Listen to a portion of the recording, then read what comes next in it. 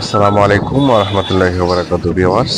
আজকে আগারগাঁ থেকে যাচ্ছি হচ্ছে গাড়ি দেখার উদ্দেশ্যে। তো যাচ্ছি হচ্ছে আমাদের যেই আহ, আমাদের আগারগাঁ থেকে বের হয়ে যে রোডটি আছে এই রোডটি থেকে শুরু করে চিনমত্রীর পাশ দিয়ে যাওয়া হচ্ছে।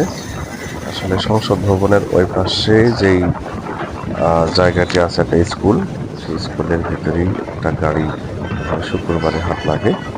তো ওই হাটেই যাচ্ছি আর কি, যে আসলে গাড়ি টাড়ি পাওয়া যায় কিনা, আরেকজন কিনবে তো সেই ক্ষেত্রে আর কি গেলাম, সাথে গেলাম, যাই দেখলাম গাড়িগুলো খুব ভালো লাগলো।